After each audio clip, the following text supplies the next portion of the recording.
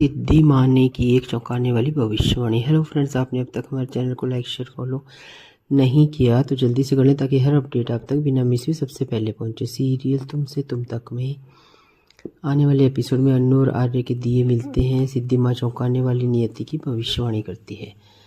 आने वाला एपिसोड बहुत ही इमोशनल दृश्य आने वाला है, जिसमें भाग्य, वियोग, नियति, दो दिलों को फिर से मिलाने की अलग अलग तरीकों, ये सब खामोशी में भी बातें करते दिखते हैं। मोहित की मां सुधा अन्नू और उसके परिवार को एक अनुष्ठान के लिए मंदिर के घाट पर लेकर जाती है।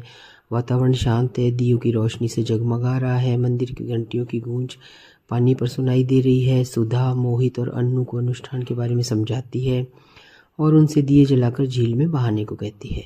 उनका मानना है कि जो जोड़े अनुष्ठान करते हैं वे साथ रहते हैं और उनका रिश्ता मजबूत होता है।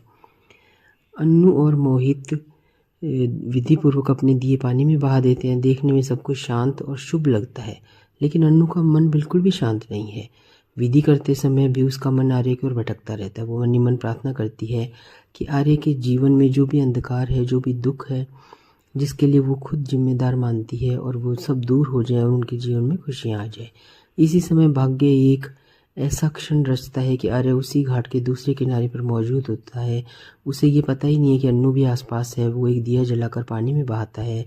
उसकी प्रार्थना उसके प्रेम की गहराई को दर्शाती है। वो अपने लिए प्रार्थना नहीं बल्कि दुआ करता है कि अन्नू का जीवन प्रकाश से भरा रहे, भले ही उसका खुद का जीवन अंधकार में डूबा रहे। झील के ऊपर अचानक तेज हवा का झोंका आता है और आर्य का दिया टिमटिमाकर बुझ जाता है। ये देखकर आर्य को बहुत गहरा दुख होता है, मानो बुझी हुई लौ उसकी टूटी हुई उम्मीदों का प्रतिबिंब हो। फिर भी उस क्षण भी उसके विचार में अन्नू के साथ ही रहते हैं और वो जो है केवल उसकी खुशी की ही कामना करता है। फिर आता है सबसे इमोशनल मार्मिक पल। अन्नू का दिया धीरे धीरे मोहित के दिए से दूर चला जाता है और ये उसकी गति लगभग जानबूझकर की गई लगती है, मानो किसी अदृश्य शक्ति कर रही हो। तैरती हुई लौ पानी पर तैरती हुई आर्य के बुझे हुए दिए तक पहुंचती है। आर्य के दिए तक पहुंचती है। जैसे ही दोनों दिए आपस में टकराते हैं कि आर्य का दिया फिर से जल उठता है। और ये पल तो फ्रेंड्स किसी चमत्कार से कम नहीं लगता है। सिद्धि माँ जो दूर से ये सब कुछ देखती है, इस घटना के पीछे छिपे अर्थ को समझती है।